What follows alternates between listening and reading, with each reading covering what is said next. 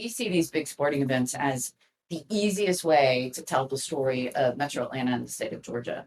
So we're already thinking about the teams that are qualifying, where we already have synergies. Some of the largest foreign direct investment countries are Japan, Germany, Netherlands, France, Belgium, Canada, and Korea. We already have them on the board. Yeah. If we can get one or more of those teams just in that first round, it's a win because we can further deepen our ties with those countries.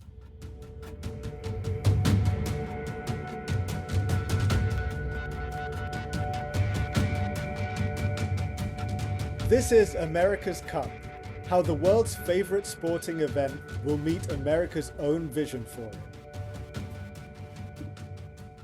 I had the pleasure last week of meeting a delegation of folks from Atlanta, Georgia, who were in town in New York to come and talk up their city. Included in that delegation was Katie Kirkpatrick, who's the president and CEO of the Metro Atlanta Chamber of Commerce, and Rich McKay, who is the CEO of the Atlanta Falcons, massive NFL team in the state of Georgia. And he oversees the business operations of AMB Sports and Entertainment Group, which operates Mercedes-Benz Stadium, where the Falcons play, and which will be the host of 8 World Cup matches, including a semifinal. So the reason I say that they wanted to come and talk up their city is because Atlanta is not New York, it's not Los Angeles, but it is a fast-growing city. During COVID and years following, Atlanta attracted a lot of industry and a lot of domestic migrants. It's really a hotbed for a lot of industries, including movies and TV, by the way. Now, the Wall Street Journal did recently have an article saying that Atlanta has lost its hot streak, and we did get into that. But by all measures, Atlanta is, like a lot of the Sun Belt, really fast growing and a real major hub, and one that's really quite central. If you're a World Cup traveler and you're trying to get to Miami and Houston and New York, Atlanta might be well equipped to be somewhere in the middle. We got into a lot of things from Atlanta hosting the Olympics 30 years ago. And by the way, their 30-year anniversary will be right before the semifinal match next year. We talked about their hopes for tourists staying in Georgia. We talked about their economic hopes for attracting the right teams to their group games and the economic prospects that that might bring, both for small businesses, but also some really big corporations based in Atlanta, including the Coca-Cola Company. You might have heard of them. We talked about the cooperation that was necessary between what Katie called a red state with a blue ribbon core. Atlanta is heavily Democratic with a Democratic mayor. The state of Georgia has a Republican governor. It is one of the states that flipped blue in 2020 and then flipped back red in 2024. So in organizing something like the World Cup, there's a lot of leadership involved that needs to be on the same page. And they've been planning this thing since 2014. So when Donald Trump says that he's going to try and pull World Cup games out of blue cities, that doesn't help almost 12 years into planning. But their motto is quit worrying about it and keep doing what we're doing. Just to set the scene, by the way, when we talk about Metro Atlanta, that is Atlanta and the metropolitan region around it, which is 29 counties. I didn't realize this. Georgia, after Texas, is the state with the most counties, 159 counties in total. And there are historical reasons for that. One being that it was possible for anyone to travel to their county seat within one day with a mule or a wagon. But anyway, that's a tangent. Those 29 counties of Metro Atlanta, that's only a quarter of the landmass of the state of Georgia, but it's responsible for 70% of the GDP of the state. So super important. Just the final thing I'll say before moving into the interview is that I learned a new phrase from this interview, swag, but not in the context I knew. Apparently it stands for scientific wild ass guess. Is that just me who didn't know that? Taking a swag at something? Maybe that was just me. But anyway, here is my interview, and apologies for a little bit of audio quality issue. We were in person in a boardroom, so a lot of people chiming in at the same time. But here's my interview with Katie Kirkpatrick and Rich McKay. The beauty of Atlanta is that we're able to host any event at any time. So we've already hosted one Super Bowl. We've got another Super Bowl in 28. We've already hosted 2 college football national championships. We're the only stadium to do that. We're in a really good location because of our location where we are downtown. And for us, the infrastructure of what Atlanta is leads us to the World Cup. It leads us to be able to host those events. It is the airport. It is the convention center. It is the hotels. It's everything that's going on around us. And we literally had design meetings in 2012, all based on the World Cup. We've been at it, as many stadiums have, for a long time. But we made our field FIFA compliant. We didn't want to do any modifications, which is what many of these big stadiums are paying for as we speak. We wanted to make sure ours was ready for MLS, but many MLS pitches are not FIFA compliant. Ours was. Don't you have to modify the pitch a little bit No. for FIFA? No. The Well, turf will the be turf. modified, yes. Yeah. You'll bring in grass. We put in a system 2 years ago that was quite expensive to irrigate and to drain underneath that grass, so the grass could last a longer period of time. We put grass in numerous times for many different events, but typically that's for a 2-week span. This is for like a 6-week span. Much more complicated. I hope is you don't have to replace it during the World Cup. You might. We've already got grass reserved to do that. Wow. But it's a lot of work to get ready for a World Cup, for sure. Yeah, I mean, Atlanta's hosting 8 matches, I think, including a semi-final. That's right. It's a lot of work. It sounds pretty stressful. How typical is the prep work for the World Cup for Atlanta versus maybe some of the other cities? What specific challenges or opportunities do you have in the lead up to the World Cup than other cities? We're more built to host the World Cup than most others because we do this a lot, Old claim. but it's still the World Cup. You can say that you're set. I mean, we have 14,000 hotel rooms that are walkable in the stadium. We have the Congress Center, which has 2 million square feet, so we can host all types of indoor events. We have Centennial Park, which was the home of the Olympics. So we've got all this infrastructure for these huge events. This is just on a different scale. This is just because of the length of time, the fact that you're probably going at this for 45 to 50 days. You got 8 matches, which are equal almost to 8 Super Bowls. It's a much bigger challenge than that from a security standpoint, from an operations standpoint, but we are set up to host it. It's a big one. Our mayor likes to say that Atlanta does big well, and it's this pretty much the same group of individuals that have been working on these major sporting events for like 20 years. So when you start planning on the bid, you start planning on the host committee, and you start working on how do you engage the corporate community and those types of things, there's a lot of institutional knowledge there. They're very used to pulling off these events in coordination with the city and the state. The host committee does a great job. So I like to say that we can do big, but this is bigger than big. But I am confident as compared to a lot of other cities that don't do these every single year. Katie's point's not lost in these events. It takes a partnership. And a partnership is, you call it this host committee, whatever you want to call it. For us, it's the idea of we've got a convention center that sits there. We've got a stadium that sits there. We've got a hotel group that sits there. We've got a chamber that sits there, and we've got a mayor and a governor. We all have to sit in the room, and we all have to decide how we're going to pull this off, who's paying for what, and how we cover each other. And it is a very complicated Rubik's Cube, if you will. But we've done it before. Just this scale's big. It's a big old scale. Do you have an estimate of the amount of visitors that you're going to attract? It's a swag at the moment. That's why everybody says, but 200 to 300,000 could be all the way up to 500,000. Depends on how many people drive in. Depends on when we do a Super Bowl, right? People say, well, how many people are coming to the Super Bowl? Let me just tell you, it's a huge number. And the reason it's a huge number is they're not coming to go to the game. They don't have a ticket. They're not trying to buy a ticket. They're coming for the event. And so they're coming and they're staying in some hotel, some motel. It's 10 miles out, and then they're driving in 2 days before, and they're going to every party they can get themselves into and having the time of their life. Well, that number is a huge number. I mean, it's just a lot of people. And so for a World Cup going on this span of time, we just don't know what that number is. How many people are going to drive from Tennessee to go here? Don't know. How many people will come from North Florida or somewhere in Georgia? Don't know, but it'll be a big number. Well, and add into the uncertainty there, what I like to say positive uncertainty is when we get the draw, right? That's also going to give us some idea on what countries are coming, and you can kind of begin to understand what that travel looks like. But Atlanta is super attractive for base camp. And I don't mean for the soccer teams. Base camp for individuals. So you may end up booking a hotel room in Atlanta and staying for a month or a house. and using our airport to go jump to other cities, that's another unknown. How many people will do that? We're extremely affordable. You can get anywhere in the United States. 80% of the United States you can reach on a 2-hour direct flight.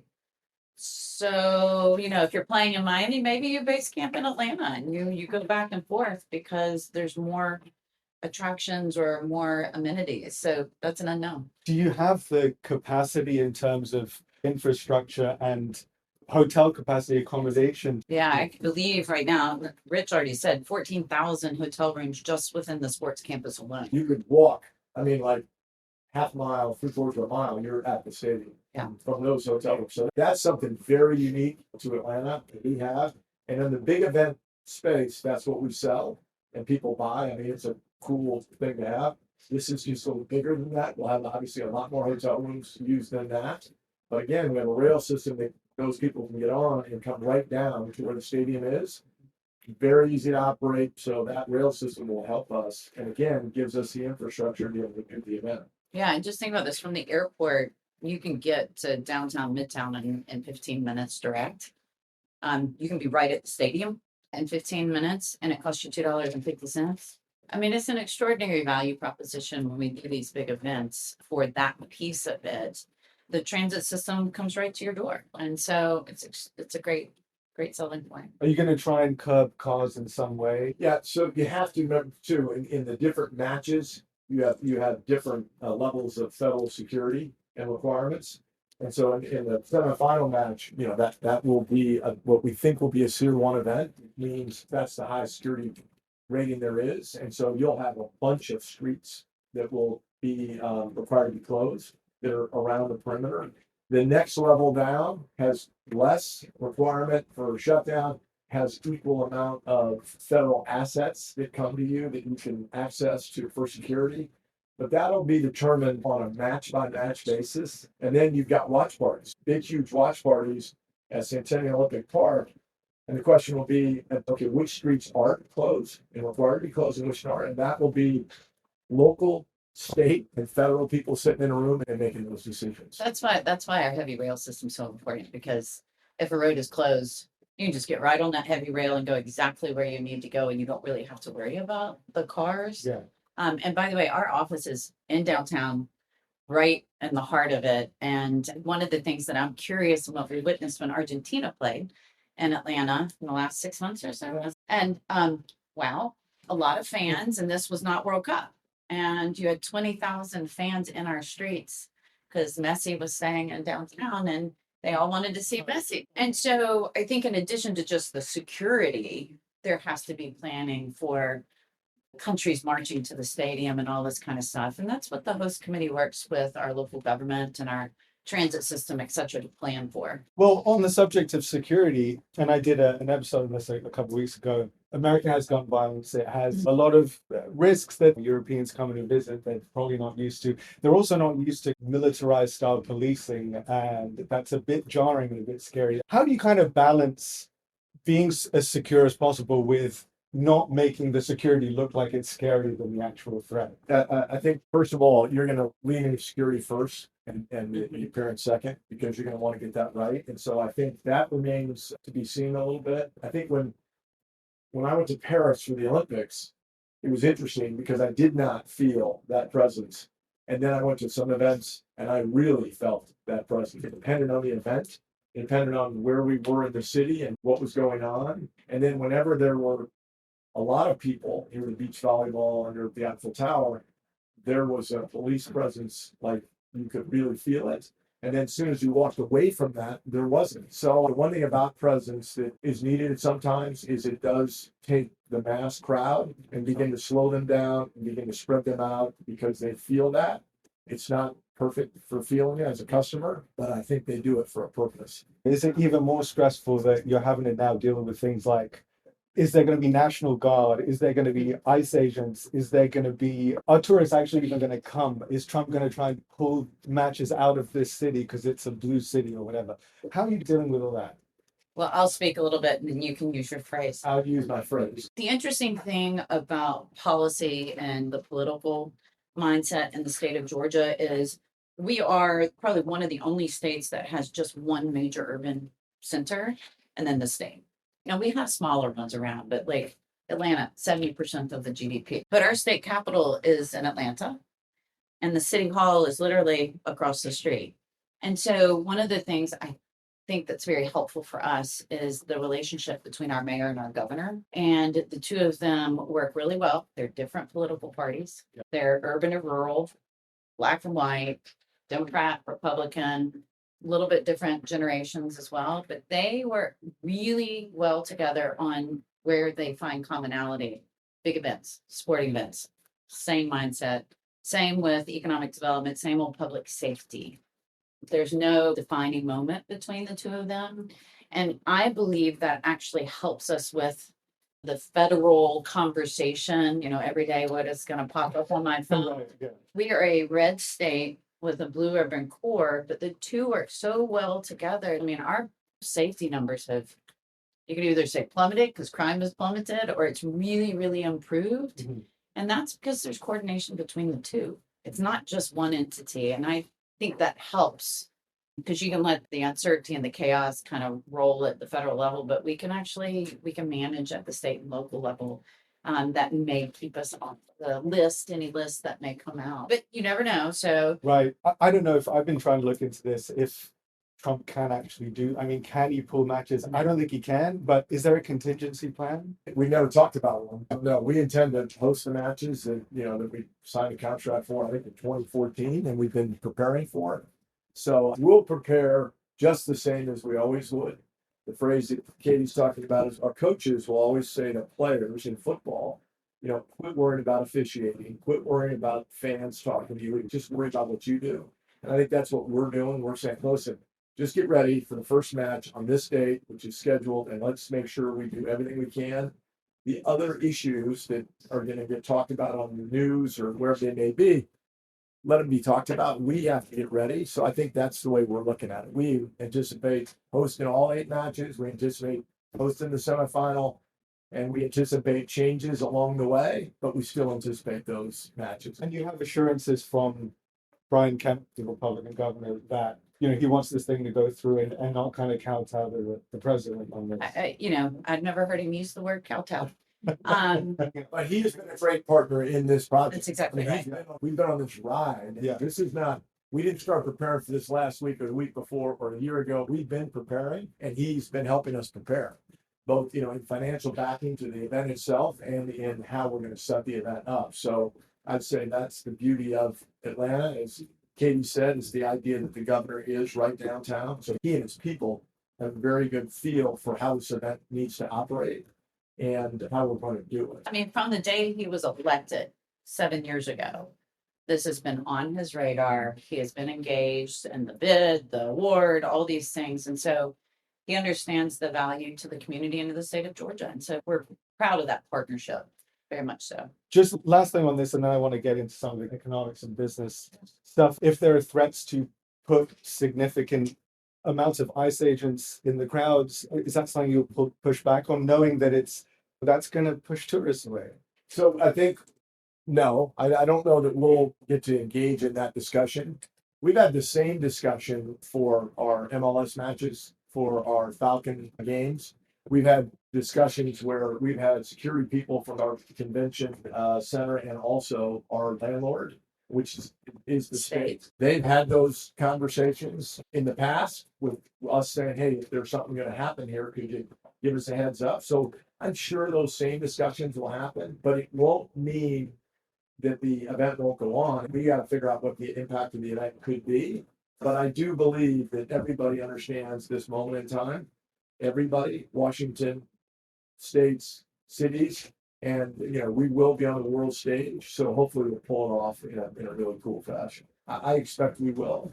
We're pretty good at this. Yeah, you segued perfectly saying the world stage. Americans know Atlanta, but a lot of international visitors might not know much about Atlanta, right? Is this a chance to put Atlanta on the international map? Visitors obviously will flock to where their teams are going, but visitors might be like, oh, hey, it's a chance to go to New York or LA. Yeah. How are you going to try and attract people to Atlanta? By the way, we've done this before. And so we're already on the global stage. In 1996, we were the little engine that could, and we won the Olympics, right? And we pulled it off, made a profit. And it was an extraordinary experience. And I can remember I was here, went to all of it. I was much, much younger. And what's In high interesting, what's interesting is that you look at the 30-year arc. We will celebrate the 30-year anniversary of the Olympics right before the semifinal match in Atlanta. And if you look at the growth over 30 years from the international and the global community, it has been extraordinary. So that event really set us up for being on the world stage. And so now when I think about World Cup, what we're doing is we're elevating ourselves. We're already on the global stage, but we're going to be able to tell our story to a much larger audience. Remember, the World Cup expands. We're going to be at 48 teams, and this is an opportunity. So when we're thinking about preparing, kind of a little interesting item here, the Atlanta Sports Council is actually part of the Metro Atlanta Chamber. And the Sports Council was started in 1985 in preparation for the bid for the Olympics. And then it has stayed with us because there's a great synergy between economic development and big sporting events and telling your story. So we see these big sporting events as the easiest way to tell the story of Metro Atlanta and the state of Georgia. So we're already thinking about the teams that are qualifying, where we already have synergies. For example, some of the largest foreign direct investment countries are Japan, Germany, Netherlands, France, Belgium, Canada, and Korea. So we already have them on the board. Yeah. If we can get one or more of those teams just in that first round, it's a win because we can further deepen our ties with those countries. So then what happens? We're going to get some new countries that perhaps aren't as knowledgeable.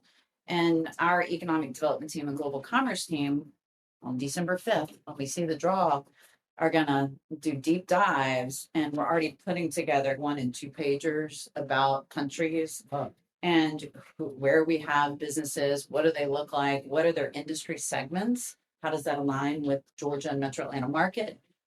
One other thing I'd share too, this is just an anecdote, Coca-Cola company. Heard of them. Yeah, they're headquartered in Atlanta and they're very large on the global stage, especially for sports. They're a huge Olympics sponsor, lead sponsor for FIFA. They were sharing the other day, they've already had 30 heads of state reach out to them and want to visit. Wow. So that's where I say, when you think back to, will people just kind of make Atlanta their home base?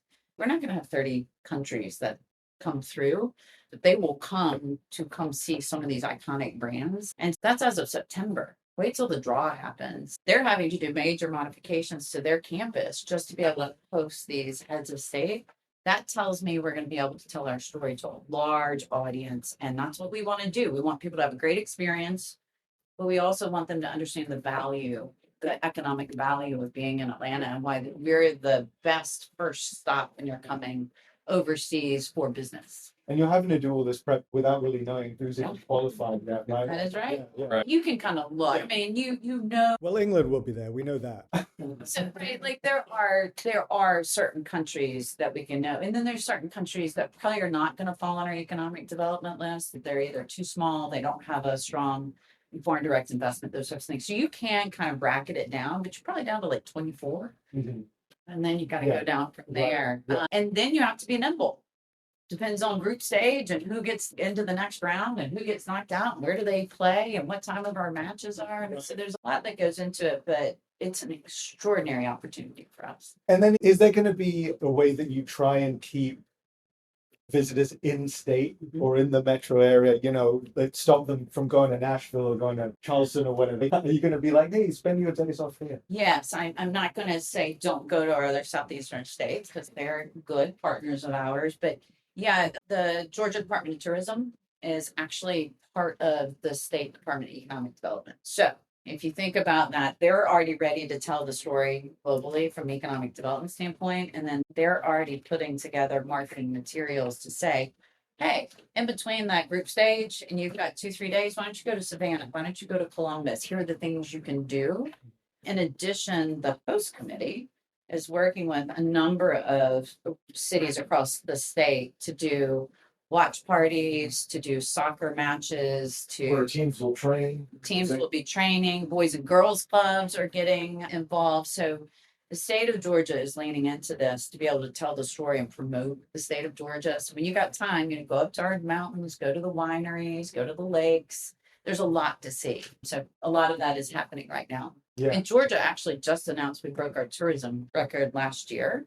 Over 117 million visitors last year alone to the state of Georgia. And so this hopefully will also boost that because that's an economic impact as well. There was a Wall Street Journal article a few weeks ago that said, Atlanta's hot streak is over. I'm sure you know what I'm talking about. Really? I didn't see that headline. Is that true? No. And if so, is this an opportunity to get the streak going again? Yeah, full stop, no. Okay. That was a messy headline. And while what's interesting is you kind of have to look over the last really 5 to 10 years to look at the trends. And what's interesting is post-COVID, so 2020, 2021, 2022, there was mass out migration from places like New York, Boston, the Northeast, Chicago. And so you saw this huge domestic migration and then it kind of fell off. So if you look at Dallas numbers, you look kind of across the Southeast in the last 12 months, domestic migration. That's where the article kind of left out some context there. The other piece is that we grew by 75,000 people in that time frame from foreign immigration or people coming in from overseas and our birth rate just outpacing the death rate. So we're growing just from that alone. The reporter was capturing something there, which is there has been great out-migration from the northeastern states and California and the Northwest. Yeah. That's kind of settled now. Mhm. And so we're moving forward. And yes, World Cup gives us an opportunity to continue to sell Atlanta globally, but also domestically, by the way. We're going to have a huge opportunity there because we're going to get people coming from all over the US to come in and see their teams play. And the last piece I would say on that is we've done a great job of telling our story, but sometimes I'm shocked at people that don't understand who Atlanta is. And that's why we're here. We meet with German reporters, French reporters. A lot of times they rotate in and out and they've never been, and they think of us as a very southern, slow town, and we are not. But the sheer size and scale of the event is not lost on us. It's ridiculous. It's just a crazy event because it's a national sport and it's a global sport in soccer. And the fact that, you're going to have a semifinal match that 2.5 billion people are going to watch. Yes, it is a moment in time. Yeah, there'll be people in the city that the 2.5 billion will be a few more than the people in the city and the people in the state and people that come visit us. So, and that's a cool moment for us and an opportunity. As you say, it's a moment in time. How do you make sure that it lasts longer than that? You talked about there's certain countries that would be nice to have from like an economic standpoint, but how do you make sure it's not just that they spend a week there and then it's back to the Netherlands or back to Germany? Yeah, no, listen, we've actually already done this. We did this for 30 years post the Olympics. So we kind of have the playbook already in place. And so I'm okay if you come and spend a week and go back to the Netherlands. Then I want you to go back into your professional life and say, I really had an interesting experience. I learned a little bit about the economy there. It's a really interesting place for me to put maybe an R&D center as I kind of dip my toe into the US market. I'm going to go back. That's what we want. We want return trips, whether or not it's for tourism or economic development.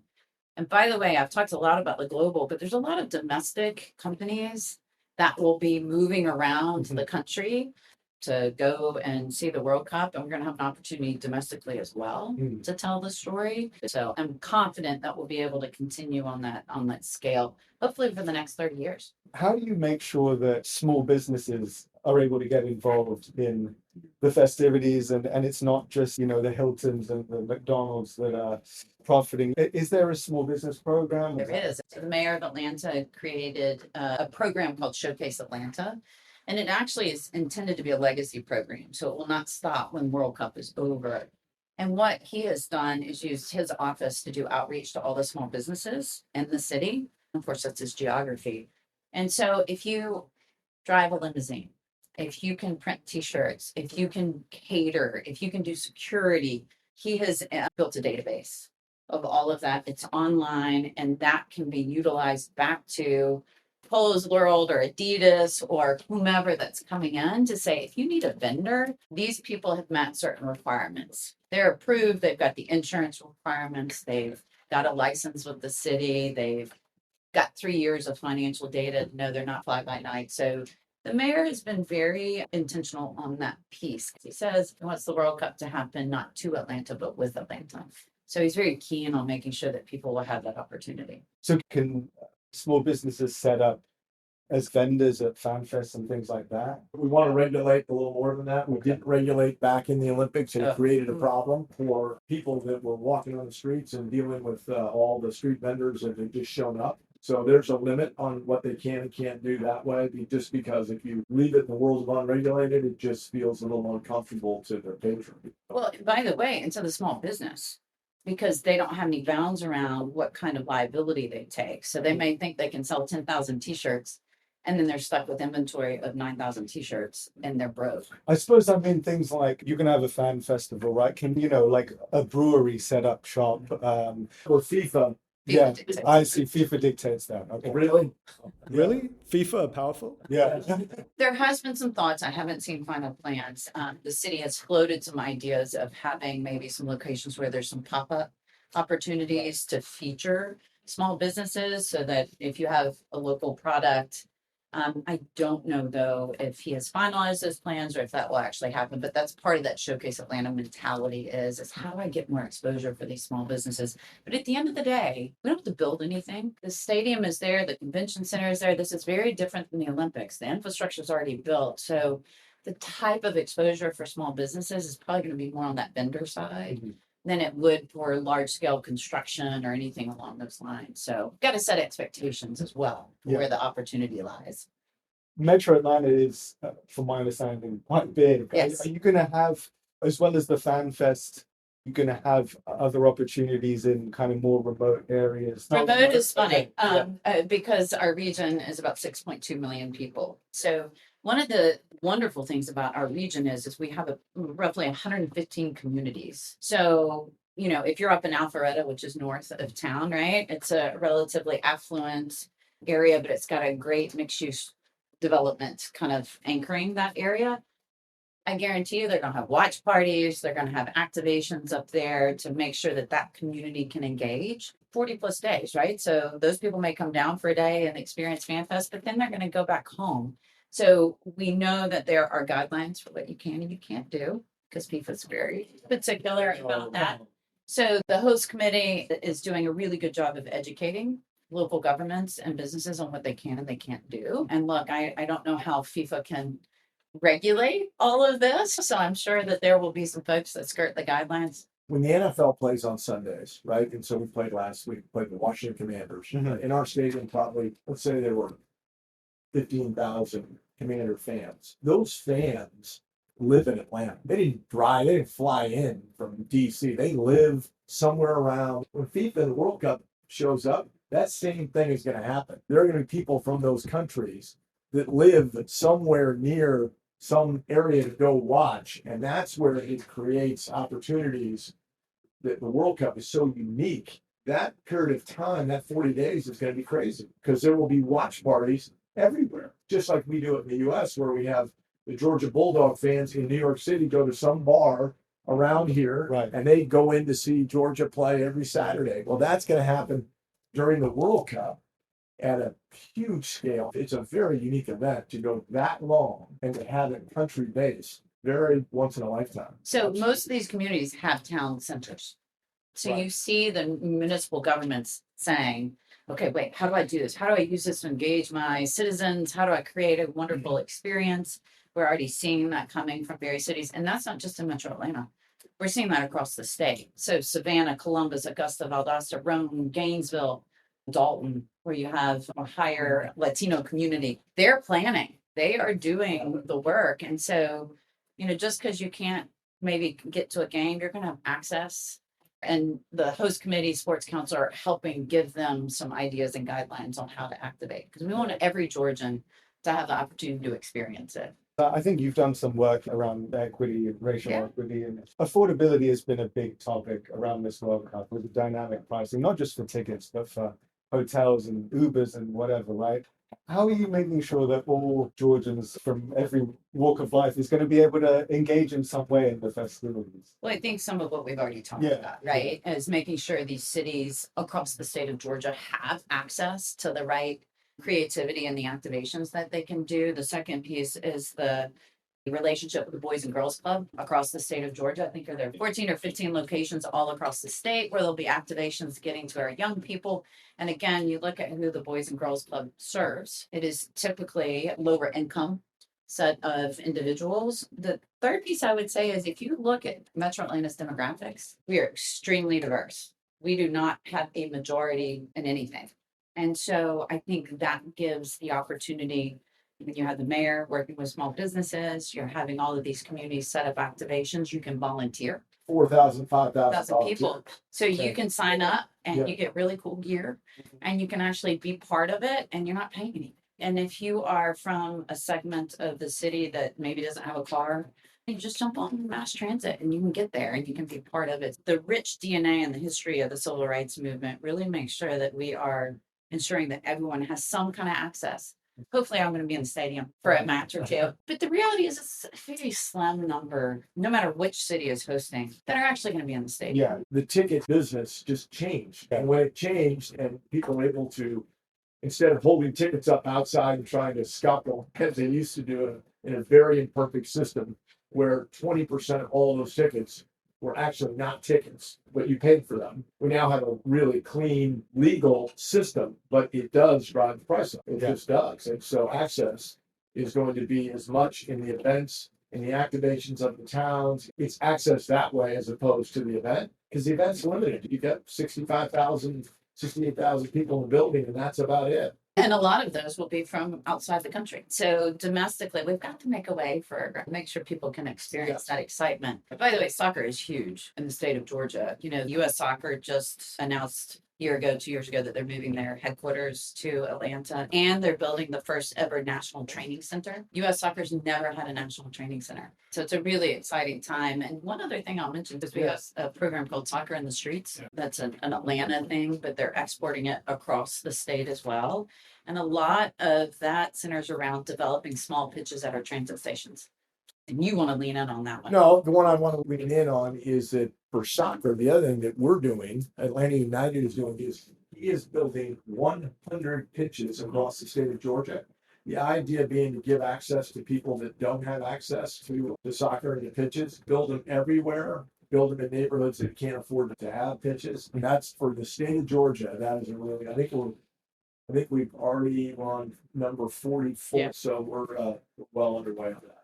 The one outstanding thing was Atlanta's gonna be hot during the Club World Cup. There was a lot of heat exhaustion, that kind of thing. What are plans to keep people cool? Our iconic stadium is actually going to be closed.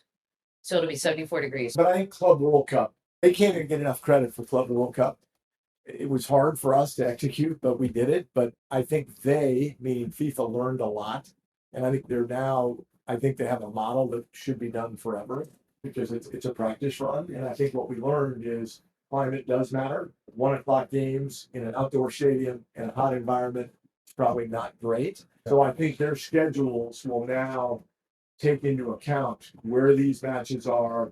Is it climate control? Is it not climate controlled? If it's not climate controlled, we're going to have it at night. I think they really did learn something in a good way from what they did at Club World Cup. Because we saw some of the matches and we saw how hot it was. I don't think you'll see that again. Yeah. And by the way, it is hot.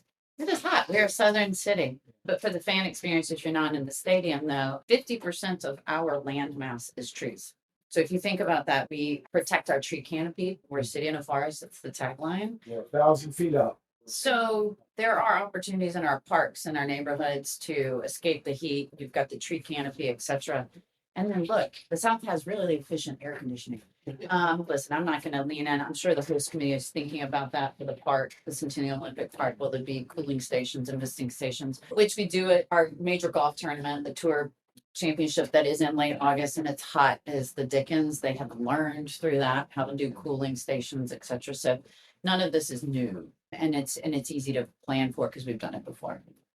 Great. Well, I will let you all get back. You've got work to do, but thank you all. Okay, I have a question for you. When are you coming to Atlanta? I hope to make it soon. Yeah, well, maybe for the World Cup. There we go. Yeah. Or maybe before. Katie said you can go and take her ticket.